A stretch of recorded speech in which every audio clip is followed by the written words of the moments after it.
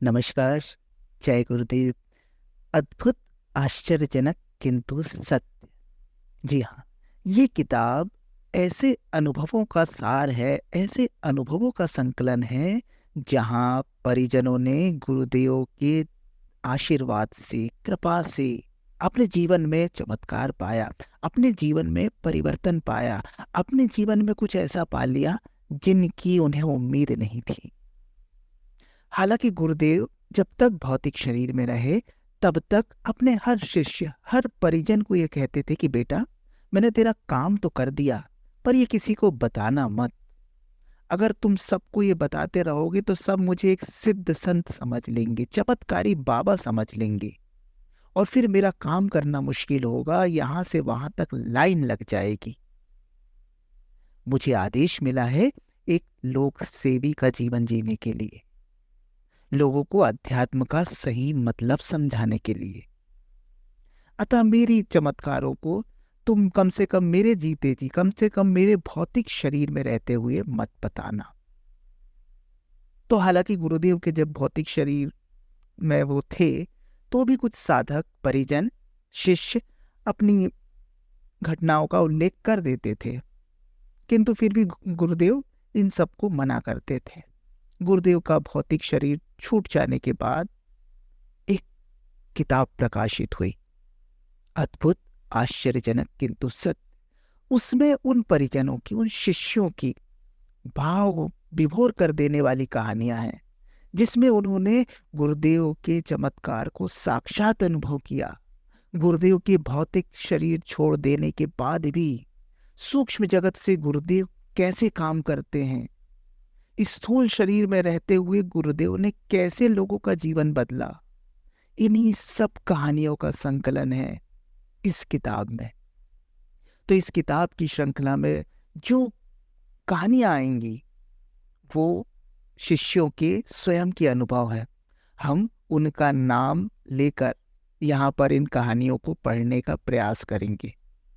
इन कहानियों को आपको बताने का उद्देश्य किसी प्रकार के अंधविश्वास या अंधश्रद्धा को बढ़ावा देना नहीं है, बल्कि ये कहानियां आपको बताएंगी कि अगर अपने गुरु में, अपने आराध्य में, अपने इष्ट में एक निष्ठ हैं हम, समर्पित हैं हम, श्रद्धावान हैं हम, तो निश्चित रूप से हमारे जीवन में भी चमत्कार हो सकते हैं।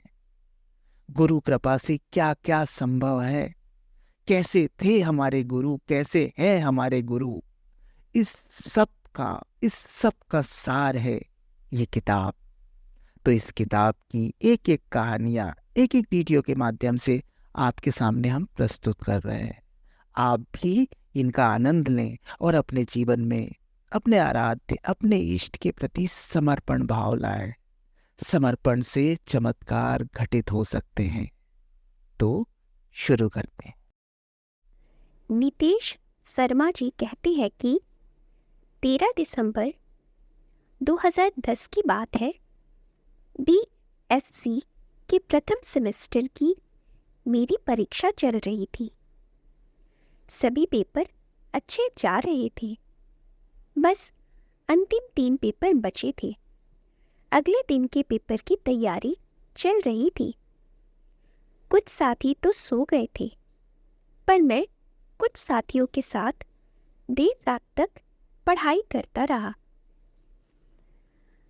हम अपनी पढ़ाई समाप्त करने की सोच ही रहे थे कि मेरा एक मित्र किसी और का मोबाइल लेकर आ पहुंचा। हम लोग पढ़ाई की थकान को मिटाने के लिए उसके मोबाइल से गाना सुनने लगे। गाना सुनते सुनते मैंने वह मोबाइल अपने हाथ में ले लिया। थोड़ी देर बाद उस मित्र ने मोबाइल लेकर वापस जाने की बात कही। गाना रुचिकर लग रहा था, इसलिए मैंने उससे कुछ देर और रुकने का आग्रह किया, लेकिन वह मेरी बात नहीं मानकर मेरे हाथ से मोबाइल छीनने लगा। छीना झपटी कुछ ही देर में हाथापाई में बदल गई। उस हाथापाई में मेरा हाथ डोरमेट्री की दीवार से जोर से जा लगा। मेरे अंगूठे और कलाई के बीच के जॉइंट पर गहरी चोट लगी। उस समय तो आवेश में मुझे जरा भी महसूस नहीं हुआ, परंतु झगड़ा समाप्त होने के बाद मेरे हाथ में दर्द शुरू हुआ। कुछ ही पलों में पीड़ा असहनीय हो गई। कराहते हुए मैंने यह बात अपने मित्र प्रणव को बताई। उसने देखा कि मेरे हाथ में सूजन आ गई है। जैसे ही उसने मेरा हाथ छुआ, मेरी चीख निकल गई। पीड़ा की अधिकता से मुझ पर बेहोशी छाने लगी थी। उसने मुझे अपने हाथ से पानी पिलाया, फिर बिस्तर पर लिटाकर मेरे हाथ में एक क्रैप बैंडेज बांध दिया और कहा, सो जाओ। रात को लगभग 1 बज रहा था। उस वक्त कहीं किसी डॉक्टर के पास भी नहीं जा सकते थे। प्रणव मेरी बिगड़ती हुई हालत को देखकर गुरुदेव से मेरे लिए प्रार्थना करने लगा। मैंने सोने की कोशिश की, लेकिन पीड़ा के कारण सो नहीं सका। रात भर यही सोचता रहा कि अब क्या होगा। सुबह मैं इम्तिहान कैसे दूंगा। जैसे तैसे सुबह हुई। रात भर में ही मेरा हाथ फूलकर तुम्बा बन गया था। मुझे लग रहा था कि अब मैं परीक्षा नहीं दे पाऊंगा। मैंने पूज्य गुरुदेव से मन ही मन कहा, गुरुदेव, जब आपने मुझे रात में बार बार बेहोश होने से बचाया है, तो परीक्षा देने की भी शक्ति दे दीजिए। कुछ ही पलों में मेरा आत्मविश्वास वापस लौट आया। मैंने दृढ़ निश्चय किया कि चाहे कुछ भी हो जाए, मैं परीक्षा अवश्य दूंगा।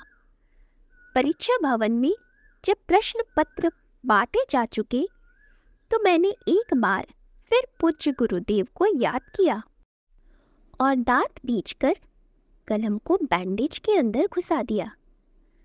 जब मैंने 3 उंगलियों से कलम को पकड़ा तो दर्द से पिलपिला उठा। लिखने की कोशिश की तो जान निकलने लगी। 2-3 कोशिशों के बाद मैं लिखने में कामयाब हो गया। लिखते लिखते 3 घंटे कैसे बीत गए मुझे पता तक नहीं चला। परीक्षा भवन से बाहर आने के बाद मेरा ध्यान हाथ की तरफ गया। मैंने महसूस किया कि 3 घंटे तक तेजी से लिखने के बाद भी दर्द बढ़ने के बजाय कुछ हद तक घट ही गया है। बाकी के बचे 2 पेपर्स की परीक्षाएं भी गुरुदेव की अनुकंपा से पूरी हो गई। परीक्षा खत्म होने के बाद मैंने रामकृष्ण परमहंस हॉस्पिटल कनखल में अपना डॉक्टर को हाथ दिखाया। डॉक्टर ने चेकअप करने के बाद एक्सरे कराने की सलाह दी। एक्सरे रिपोर्ट से पता चला कि हाथ में सीवियर फ्रैक्चर है। हड्डी डिस्प्लेस्ड हो गई है, जिसको ऑपरेशन के द्वारा ही ठीक किया जा सकता है। ऑपरेशन का नाम सुनते ही मैं घबरा उठा। परीक्षा तो बीत ही गई थी। छुट्टियों की घोषणा हो गई थी। सभी बच्चे अपने अपने घर जा रहे थे। मैं भी घर चला गया। वहां पहुंचने पर पिताजी ने मुझे एक बड़े हॉस्पिटल में दिखाया।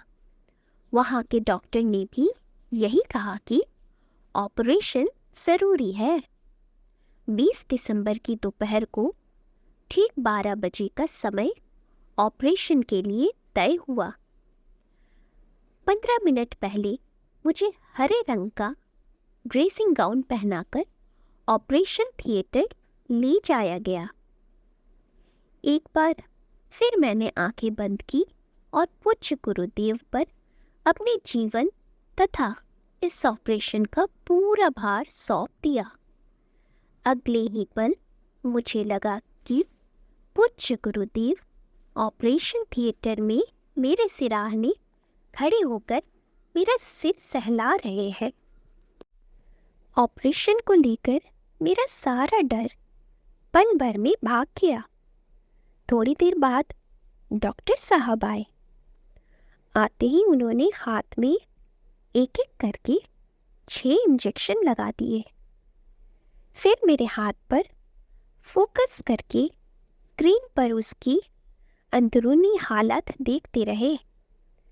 मैं भी सामने रखे उस कंप्यूटर स्क्रीन पर हाथ की जगह जगह से टूटी हड्डियों को मजे ले लेकर देख रहा था। अब ऑपरेशन शुरू हुआ। सबसे पहले ड्रिल मशीन से हाथ की हड्डी में कई जगह गहरे छेद किए गए। फिर उसमें स्टील के रॉड डालकर मशीन से फिक्स किए गए। ड्रिल करते समय खून की धार में हड्डियों के बुरादे तैरते हुए निकल रहे थे। पीड़ा तो मर्मास्तिक हुई, पर पास में गुरुदेव के मौजूद होने से मनोबल बना रहा। मैंने दांत भींचकर आंसुओं में डूबी हुई आंखों से गुरुदेव की ओर देखा। वे मुझे ही देख रहे थे। उनसे आंखें मिलते ही मेरी सारी पीड़ा एक पल में समाप्त हो गई। ऑपरेशन बड़ी आराम से पूरा हुआ।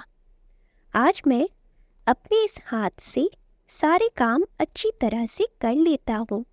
अब तो मुझे लगने लगा है कि बड़े हाथी का ना सही, लेकिन हाथी के बच्चे का बल तो मेरे इस हाथ में आ ही गया है।